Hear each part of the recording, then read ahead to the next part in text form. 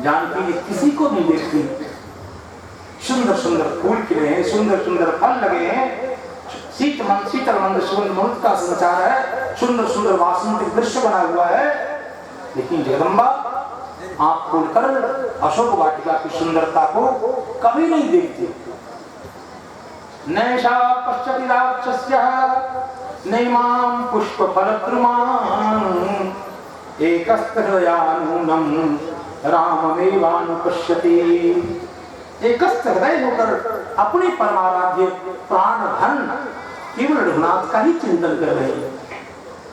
ये है पतिव्रता स्त्री का मूल स्वरूप। हनुमान जी के माध्यम से संसार की सारी माताओं को शिक्षा। एकस्थ हृदयानूनं राममेवानुपश्यति। हनुमान जी चारों ओर देखा, भीषण रूप वाली राक्षसियां माता जी को घेर करके रखी हैं। उसी समय रात की अंतिम प्रहर में अचानक वेद मंत्र सुनाई देने लग गया। रावण कामांध होकर अन्य स्त्रियों के साथ सीता जी के पास आया है। रावण श्रृंगार किया हुआ है, सुंदर सुंदर माला है। हनुमान जी कहते हैं कि रावण की माला वैसे लग रही है जैसे स्मशान घाट का फूल। स्मशान में भी फूल दिखाई देते हैं, लेकिन वो फूल सुंदर नहीं लगते। उन फूलों को देखकर डर लगता है। भगवान वाल्मीकि की उपमा देखिए। श्मशान चैत्य प्रतिमो भूषितो भयंकरः। भूषित होकर के भी रावण भयंकर लगता। किसी का अलंकरण हो तो उसको सुंदर लगना चाहिए, लेकिन रावण अलंकृत होकर के भी भयानक लगता है। वाल्मीकि जी कहते हैं कैसे? जैसे श्मशान में कोई फूल की माला रखी हो तो फूल की माला सुंदर नहीं लगती, श्मशान घाट वाले वो भयानक लगती है। वैसे रावण के शरीर की माला ऐसी ही लगती है। हनुमान जी महाराज वर्णन करते हैं, रावण को देखते ही जगदम्बा सीता जी कदली दल के पत्र के समान थर थर कांपने लग गई। रावण ने समीप में आकर के कहा, साम दान दंड भेद नीतियों से इसको सर्वदा अनुकूल करो। यहां तक कि जानकी परस्त्री गमन राक्षसों के स्वभाव में है, इसलिए जानकी मैंने तुम्हें अभी तक कुछ नहीं कहा। अनेक प्रकार का प्रलोभन रावण ने दिया और अंतिम में रावण ने कहा, ममाग्र महिषी भव, मेरी अग्र महिषी बनो, सारी पृथ्वी को जीत करके मैं तुम्हारे पिता को दे दूंगा जनक जी। मेरे जैसा कौन है? उस राम ने क्या रखा है पता नहीं, वो जीवित है कि नहीं। किं करिष्यसि रामेण शुभगे चिरवासिना। बहुत कुछ रावण ने माता जी से कहा। तब सीता जी ने तृण को मध्य में रख करके पहले रावण को समझाया। जैसे कभी कभी कोई नालायक बेटा किसी माँ का हो, कोई उपद्रवी हो, बड़ा दुष्ट प्रकृति का हो, माँ पहले समझाती है, बेटा ऐसा मत करो, ऐसा नहीं करना चाहिए। जैसे उपद्रवी पुत्र को माँ प्यार से अपनी माँ समझाती है, वैसे मानो सीता जी ने रावण को समझाया, रावण तुम अपना मन मुझसे हटा लो। जैसे पापी व्यक्ति सिद्धि का अधिकारी नहीं होता, वैसे तुम मेरे अधिकारी नहीं हो। तुम मेरी कामना के भी अधिकारी नहीं हो। मैं राघवेंद्र रामचंद्र महाराज की धर्मपत्नी हूँ। मुझे किसी प्रकार के प्रलोभन से आबद्ध नहीं किया जा सकता। ना हम लोभयितुं शक्या ऐश्वर्येन धनेन वा अनन्या राघवेन हम भास्करेण यथा प्रभा। संसार की कोई समृद्धि दिखा करके तो मुझे प्रलोभित नहीं कर सकते। मैं उसी प्रकार से राम जी से अभिन्न हूँ, जैसे सूर्य से सूर्य की प्रभा अभिन्न है, वैसे मैं राम जी से अभिन्न हूँ। निवर्तय मनोमत्तः अहम औपैकी भार्या। माँ ने कहा, इस लंका में कोई साधु नहीं रहता। समझाती हुई कहती हैं, तब रावण ने कहा, तुम्हारे एक एक वचन पर तुम्हारा वध उचित था जानकी, तो भी मैं तुम्हारे लिए 2 मास का समय निश्चित करता हूँ। 2 मास के अंदर तुम यदि नहीं मानोगे तो प्रातः काल के प्रातराश के रूप में मेरे रसोइया तुम्हारे अंगों को काट काट करके मेरे लिए नाश्ता तैयार करेंगे। ऐसा रावण ने कहा। माता रानी ने कहा, लगता है लंका में तुम्हारा कोई शुभचिंतक नहीं, कोई तुम्हें इस प्रकार के वचन कार्य करने से रोकता नहीं। तुमने जो जो शब्द मेरे लिए बोले हैं, पता नहीं तुम कहां जाकर मुक्त हो। मेरी प्राणनाथ रघुनाथ की निंदा तुमने की है जिस मुख से, रावण तुम मरोगे ऐसा लगता है। तुमने जिस पाप भरी दृष्टि से मुझे देखा है वह धरती पर गिर जाएगी। मेरे लक्ष्मण को पता लग जाएगा कि मेरी गुरु माता को रावण ने इन सब शब्दों से संबोधित किया है, तो मेरे लक्ष्मण के बाण जब तुम्हारी छाती से लगेंगे तो तुम्हारी छाती 1000 टुकड़ों में खंडित होकर के और आकाश में उड़ जाएगा। मेरे लक्ष्मण को नहीं जानते। सीता माता कहती हैं, एक बार चित्रकूट में मुझे स्नान करने की इच्छा थी और उस समय मंदाकिनी की धारा में स्नान करने में मुझे संकोच हो रहा था। मेरे मनोभाव को मेरे देवर लक्ष्मण ने जान लिया। लक्ष्मण जी ने एक ही बाण धनुष पर रखकर काम तक खींचकर जो चलाया, उस बाण ने क्या किया, पूरे के पूरे चित्रकूट पर्वत के मध्य से ऐसे पर्वत को फाड़ दिया और बाण का अग्रभाग जहां धसा वहीं से जल का एक फव्वारा निकला। मेरे लिए स्नान घर का निर्माण करने वाला वो लक्ष्मण कहीं गया नहीं है रावण। जब उसको पता लग जाएगा कि मेरी भाभी माँ, मेरी गुरुप्रिया माँ को इस प्रकार रावण ने देखा है और कहा है, तो तुम्हारी खैर है, अभी भी समझ जाओ, संभल जाओ। कहते कहते श्री जानकी माता ने कहा, यदि मैं चाह लूं, क्योंकि मैं मां हूं, मैं ऐसा जल्दी चाह नहीं सकती। अभी मैं तुम्हें अपने तपस्या के घर से जलाकर रात कर सकती हूँ। अभी वाल्मीकि रामायण, असंदेशात् तु रामस्य न त्वां पूर्वदशग्रीव भस्म भस्मार्हते दशा। अभी मैं तुम्हें जलाकर के रात कर सकती हूँ, फिर क्यों नहीं कर रही हो? तो पराम्बा ने कहा, असंदेशात् तु रामस्य, मेरी प्राणधन सर्वेश्वर कौशल्यानंदवर्धन का कोई संकेत नहीं। तपस्यानुपालना, और शीघ्र से शीघ्र अपने पति को प्राप्त करने के लिए मैं तप कर रही हूँ, और ऐसे तप में बैठी हुई हूँ जिसमें क्रोध नहीं किया जाता। ऐसे भी मुझे गुस्सा नहीं आता, और श्राप देने के लिए गुस्सा चाहिए ना, वो कहां से मिला? जानकी जी की करुणा देखिए। जानकी जी कहते हैं कि जलाने के लिए, दंडित करने के लिए गुस्सा चाहिए, और गुस्सा उनके पास है ही। इसलिए रावण तुम प्रेम से मान जाओ तो ज्यादा अच्छा।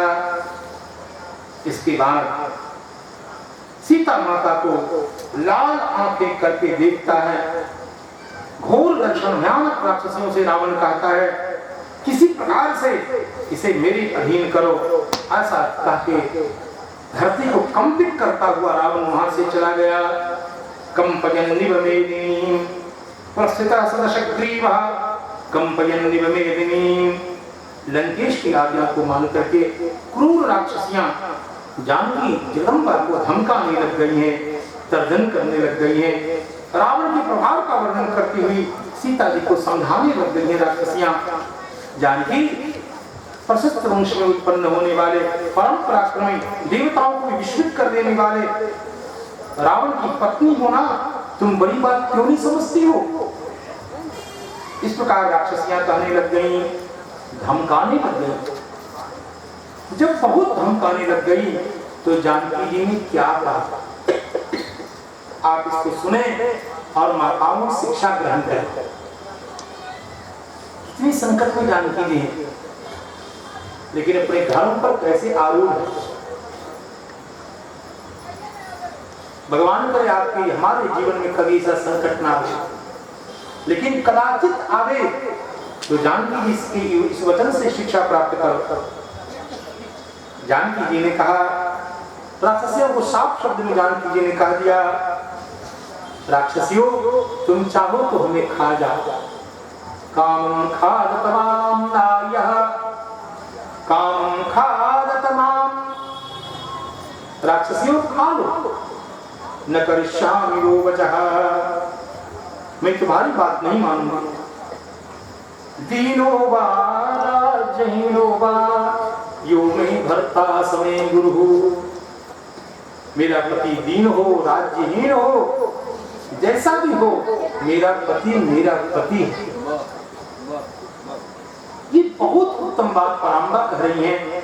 आगे श्री जानकी जी कह रही है, तम नित्यममृतास्मि यथा सूर्यं सुवर्चला, मैं भगवान रघुनंदन के प्रति उसी प्रकार अनुरक्त हूँ जैसे सूर्य के प्रति सुवर्चला, जैसे शची शक्र के प्रति रहती है, जैसे अरुंधति भगवान वशिष्ठ के प्रति अनुरक्त है, जैसे रोहिणी चंद्रमा के प्रति, जैसे लोपामुद्रा अगस्त्य जी के प्रति, और जैसे सुकन्या शबल के प्रति अनुरक्त है, वैसे मैं अपने भगवान रघुनंदन के प्रति अनुरक्त हूं।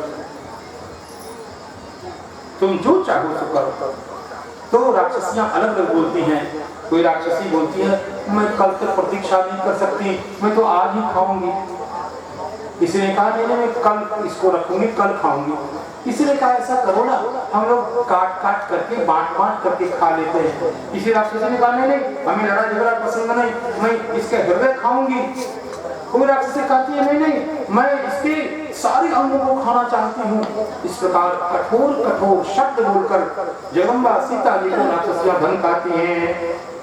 अयोमुखी प्रगसा अनेक प्रकार की राक्षसियां हैं। एक राक्षसी कहती है मैं कोई लड़ाई झगड़ा बर्दाश्त नहीं कर सकती, मैं अकेले सीता को पकाकर के खा जाऊंगी। इस प्रकार कठोर कठोर वचन जानकी के समक्ष राक्षसियों ने उच्चारित किए। इतना सुनते ही पराम्बा जोर जोर से रोने लग गई है, विलाप करने लग गई और कहने लगी मैंने क्या किया है अपने जीवन में, सब कुछ दिखाई दे रहा है लेकिन मेरी प्राणधन रघुनाथ नहीं दिख रहे हैं। अब मैं जीकर के करूंगी क्या?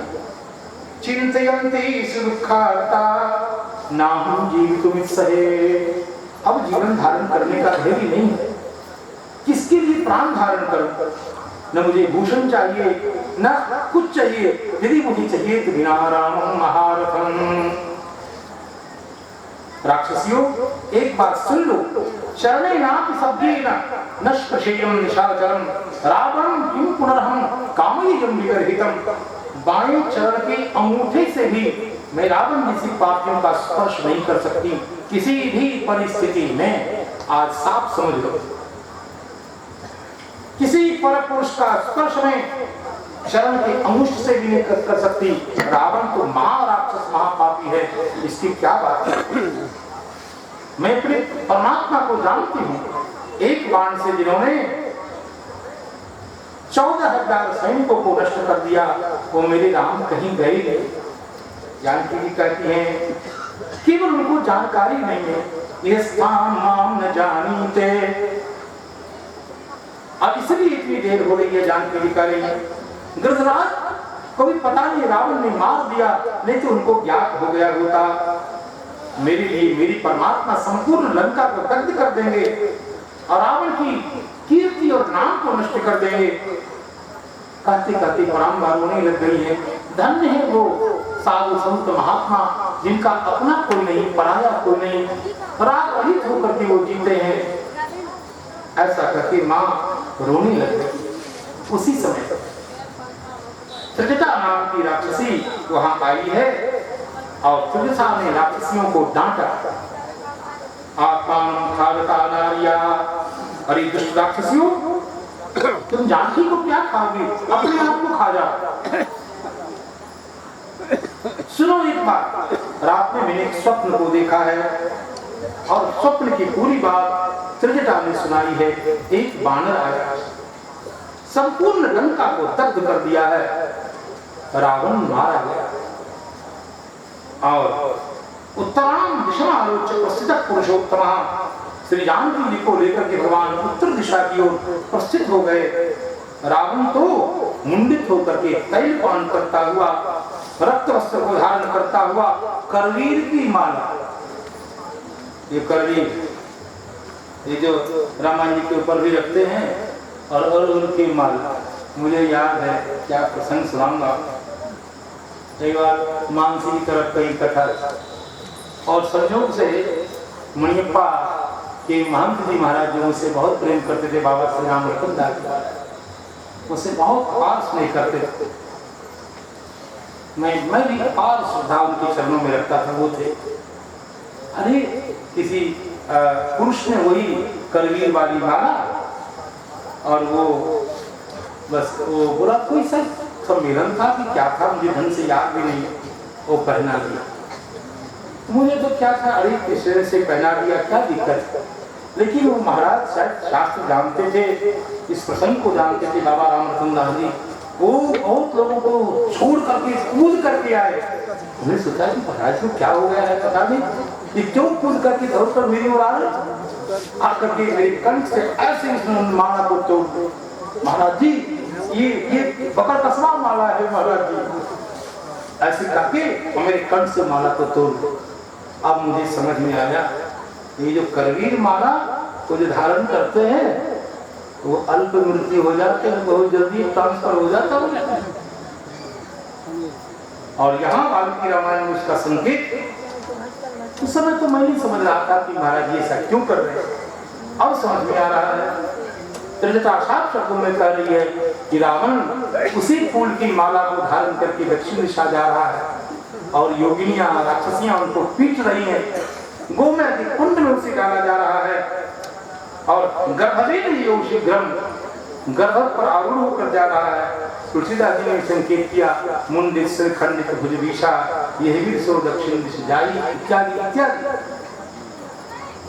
कुंभकर्ण की भी यही दशा हो गई है। लेकिन एक को बहुत अच्छी तरह से लिखा गया, एकस्तत्रमयाविष्टः श्वेतच्छत्रु विभीषणः। श्वेत छत्र वाले केवल विभीषण दिखाई दे रहे थे। सुनो राक्षसियों, मेरा तो विचार है कि लंका का दाह होने वाला, लंका दग्ध हो जाएगा। और तुमने जानकी जी के ऊपर ऐसा ऐसा जो कुछ कहा है, प्रहार तक किया है, तो वही बचेगा इस लंका में जो श्री जानकी जी के चरण कमल का आश्रय लेगा। त्रिजटा ने बहुत अच्छी बात कही है, और इसी का अनुवाद गोस्वामी जी ने कहा, सीतहि सेई करो हित अपना। जो अपना हित चाहे वो श्री जानकी जी की सेवा करे। ये बहुत बड़ा मंत्र है त्रिजटा जी का। सीतहि सेई करो हित अपना, ये केवल राक्षसियों के लिए नहीं है, हम सबों के लिए।